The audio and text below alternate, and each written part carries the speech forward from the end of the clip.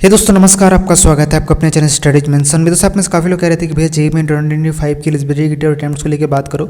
उसी को लेकर इस वीडियो में बात करेंगे। तो आपका जितना भी डाउट है जेईई मेन 2025 के एलिजिबिलिटी क्राइटेरिया और अटेम्प्ट्स को लेकर सारा डाउट इस वीडियो में क्लियर करने वाला हूँ।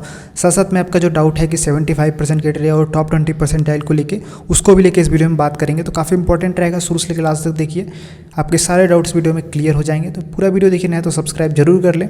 तो वीडियो को स्टार्ट करते हैं। सबसे पहले बात करते हैं हम अटेम्प्ट्स की, ठीक है। तो यहाँ पे दोस्तों कौन कौन से स्टूडेंट जो एलिजिबल हैं 2025 में एग्जाम देने के लिए, ठीक है। तो यहाँ पे जिसने क्लास 12 जो है 2025 में देगा, ठीक है, 2025 में क्लास 12 अपीयर करने वाला है। उसके बाद 2024 में जो अपना क्लास 12 पास है और 2023 में जिसने अपना क्लास 12 पास किया है, ये सभी स्टूडेंट जो है यहाँ पे एलिजिबल हैं, ठीक है। तो ये सभी स्टूडेंट जो यहाँ पे एलिजिबल हैं और आपको 3 अटैम्प्ट दिए जाते हैं जो लगातार मिलते हैं। यहाँ पे क्लास 12 में एक बार होता है, उसके नेक्स्ट ईयर, फिर उसके नेक्स्ट ईयर, ठीक है।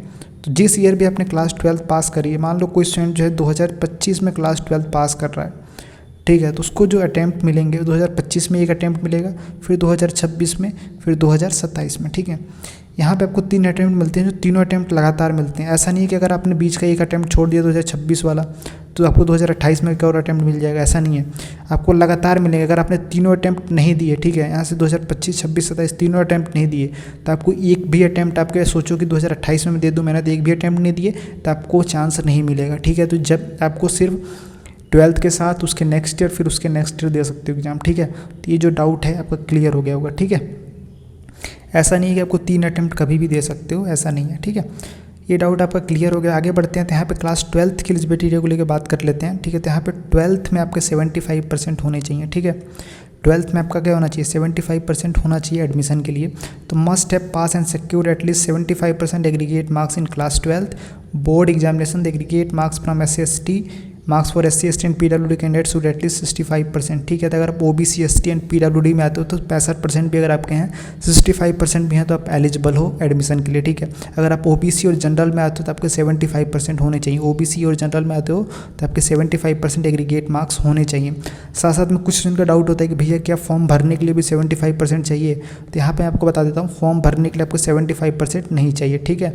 आप क्लास 12 पास भी हो गए तब भी आप फॉर्म भरने के लिए एलिजिबल हो। एडमिशन के लिए IIT, NIT, IIITs में एडमिशन के लिए आपको 75% चाहिए अगर आप OBC जनरल से हो, या 65% चाहिए अगर आप SC ST PWD से हो, ठीक है।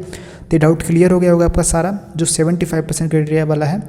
अब आगे बढ़ते हैं। यहाँ पे आपको टॉप 20 परसेंटाइल को लेकर आपको मैं बता देता हूँ। तो टॉप 20 परसेंटाइल को लेकर यहाँ पे थोड़ा मैं शॉर्ट में आपको बता देता हूँ।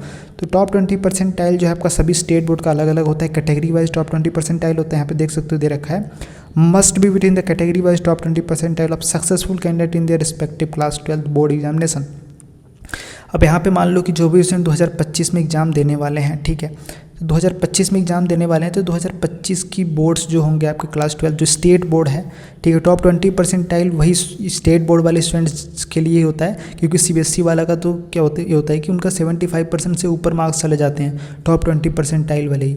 तो जो भी स्टेट बोर्ड से हैं, ठीक है, जो भी स्टूडेंट जो हैं स्टेट बोर्ड से हैं उनके लिए काफ़ी इंपॉर्टेंट हो जाता है। इसके बारे में भी आपको जानकारी होनी चाहिए, क्योंकि काफ़ी लोगों को पता ही नहीं होता है कि टॉप 20 परसेंटाइल में भी अगर आप आ जाते हो तब भी आप एडमिशन के लिए एलिजिबल हो जाते हो। तो यहाँ पे टॉप 20 परसेंटाइल में अगर आप स्टेट बोर्ड के अपने कैटेगरी वाइज टॉप 20 परसेंटाइल में आ जाते हो तभी भी आप एलिजिबल हो जाते हो। लेकिन एक बात सभी से मैं कहूँगा, जो भी स्टूडेंट क्लास 12 देने वाले हैं 2025 में, चाहे आप स्टेट बोर्ड से हो चाहे आप CBSE से हो, कोशिश करिए कि अपने 75% कम से कम आप लेके आइए कि आपको एडमिशन में कोई भी दिक्कत ना हो, ठीक है। बाद में आपके टॉप 20 परसेंटाइल की आप एक बार देख सकते हो, वीडियो बनी हुई है चैनल पे, सभी स्टेट बोर्ड के बारे में बात किया हुआ है उसमें, तो उसको जाके एक बार देख सकते हो कि आपके स्टेट बोर्ड का कौन सा टॉप 20 परसेंटाइल कितने नंबर पर बन गया था, ठीक है।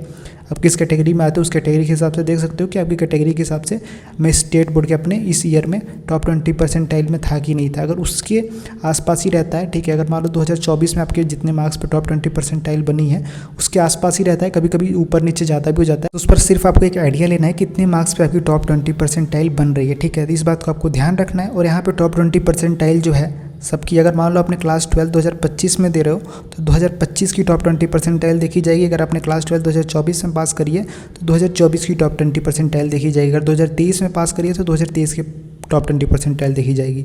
तो ये बातें आपकी सारी क्लियर हो गई होंगी। इसके बाद भी कोई भी डाउट रह जाता है, ठीक है, तो टॉप 20 परसेंटाइल को लेके एक और वीडियो मैं सेपरेट बना दूंगा, उसमें पूरा डिटेल में बात कर लेंगे। तो और भी कोई डाउट है तो कमेंट सेक्शन में बता सकते हो, उस पर भी आने वाले नेक्स्ट वीडियो में बात कर लेंगे। तो परेशान होने की ज़रूरत नहीं, आपके सारे डाउट्स धीरे धीरे करके क्लियर होते रहेंगे और आगे आने वाले समय में और भी वीडियोज़ आने वाली हैं, ठीक है। तो परेशान होने की ज़रूरत नहीं है। और वीडियो कैसी लगी कमेंट सेक्शन में बताइए, नहीं तो सब्सक्राइब करिए और भी ऐसे इंपॉर्टेंट वीडियोज़ के लिए। तब तक के लिए धन्यवाद। जय हिंद, वंदे मातरम।